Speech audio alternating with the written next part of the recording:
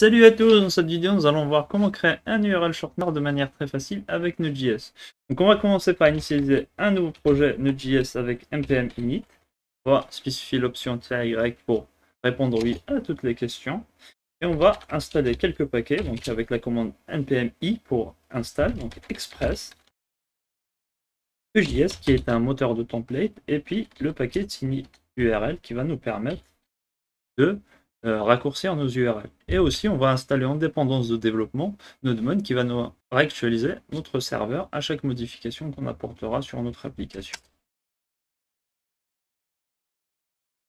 Voilà, donc une fois que les paquets sont installés, on va aller sur le package.json. On va rajouter une clé start et on va spécifier Nodemon app.js.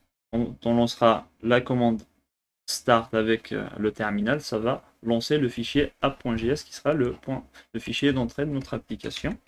Et donc là, le fichier n'existe pas, on va le créer.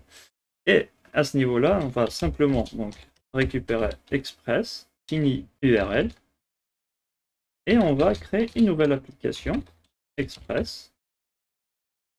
Et donc après l'avoir créé, on peut faire un petit coup de app.listen pour écouter sur un certain port. On va spécifier le port 8080.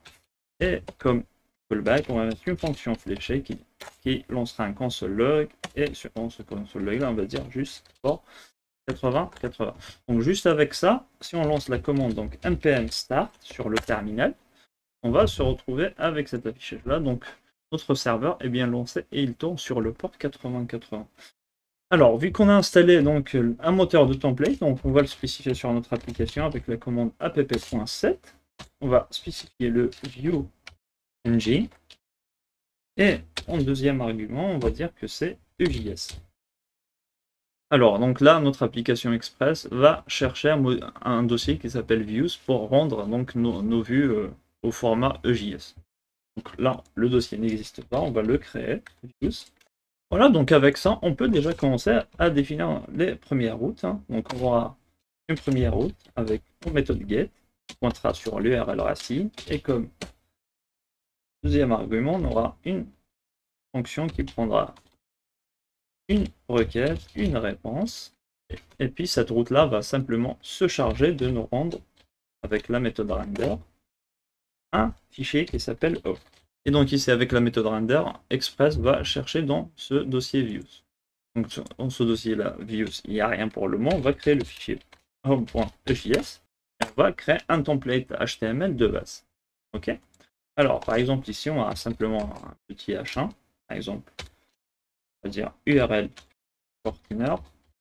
Et on aura, par exemple, un formulaire qui sera en post. Et l'action il va aussi pointer vers l'URL racine. Donc, ce formulaire-là va être soumis vers l'URL racine. Et la méthode sera en post.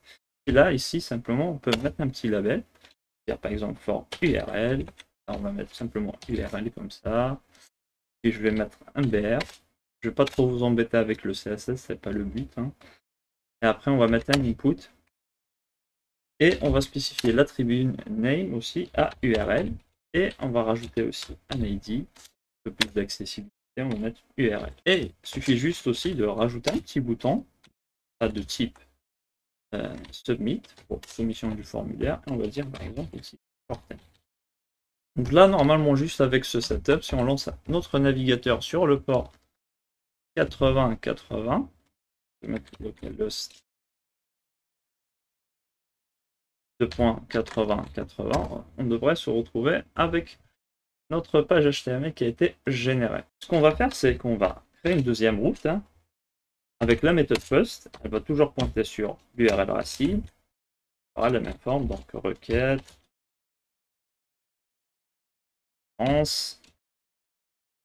et à ce niveau-là, donc la première des choses, ça va être de récupérer en fait l'URL qui a été soumis via ce formulaire de contact. Ok. Donc, comment faire ça? Donc juste d'abord, on va autoriser l'application Express à récupérer les données issues de clients. Donc avec app.use, on va mettre express.url encoded. C'est pour les données qui sont issues du formulaire. Et puis on va mettre la clé extended à false. On veut rester simple et travailler avec des types simples comme des chaînes de caractères. Et donc à ce niveau-là, on peut mettre un petit coup de console log de request.body. Et on va soumettre notre formulaire. Voilà, donc on récupère un objet avec une propriété, avec une clé URL, pardon, et notre URL qui a été soumis à ce niveau-là. Donc là, l'idée, c'est d'extraire cette URL-là. Donc on peut créer une variable qu'on va appeler URL, et ça peut être request.body.url. Ok. Maintenant, si on fait un petit coup de console log de l'URL, voilà. Voilà, donc ça marche, on récupère notre URL. Ok, donc une fois qu'on récupère l'URL, on va lancer le paquet tiny URL. Là, la méthode shorten va prendre une URL, donc ça tombe bien vu qu'on l'a stocké au niveau de la variable URL. Et puis si on regarde un tout petit peu la valeur de retour, donc c'est une promesse. Donc il s'agit d'une promesse, donc on peut enchaîner les then et puis les catch. Sinon on peut simplement travailler avec les async await en préfixant notre fonction avec async. Et juste à ce niveau-là, donc on va mettre un petit coup de await de ce résultat. Ce qu'on récupère, c'est peut-être un résultat qu'on va stocker dans une variable qui s'appelle result. Voilà. Une fois que cela fait, donc on peut loguer le contenu de result. Je relance le navigateur, j'envoie quelque chose, j'envoie une URL valide, hein, bien sûr. Et donc là, on se retrouve avec, comme console log, notre URL qui a été raccourcie. Et là, donc, juste après avoir fait ça, l'idée, c'est peut-être de l'afficher au niveau de la page de l'utilisateur. Comment faire? On va simplement faire un response.render. On va rendre toujours la même page, à home. Et puis, en deuxième argument, on va spécifier un objet d'option. Et dans cet objet-là, on peut mettre par exemple une clé result. On va lui donner une valeur result. Et c'est tout ce qu'on a à faire à ce niveau-là. Donc maintenant, on va retourner sur le fichier EJS. Et par exemple, juste en bas du formulaire, donc je vais créer une petite div. Dans cette div-là, par exemple, je mettrai un H2. Et là, je vais interpoler en fait le contenu de la clé result. Pour faire ça, c'est simplement, on fait un petit coup de... Avec cette syntaxe-là, donc un chevron ouvrant, pourcentage, et un moins, et on ferme par un pourcentage et un chevron fermant. Et là, on met un petit coup de result. Là, si on réactualise, donc on se retrouve avec notre URL qui a été raccourci. Et là, le problème, c'est que si je me remets en get, j'aurai une erreur EJS, parce qu'il me dit que maintenant, cette variable-là n'est pas définie. Pourquoi? Simplement, qu'à ce niveau-là, c'est cette route-là qui est appelée. Donc, on fait une méthode get. Donc, à ce niveau-là, on n'a pas de result. Donc, pour résoudre ce petit souci, le mieux, c'est de mettre une petite condition EJS. Je vous donne la syntaxe, elle est à ce niveau-là. Voilà, vous faites cette syntaxe-là. Et à ce niveau-là, vous dites que si locals.result existe, hein, considéré comme true, donc là, on va afficher le contenu, on va afficher cette div-là et son contenu. Sinon, on ne l'affiche pas. Et local, si vous vous demandez ce que c'est en fait simplement un objet global de EJS. Et à l'intérieur, on va se retrouver avec toutes les clés qu'on a définies au niveau de nos routeurs.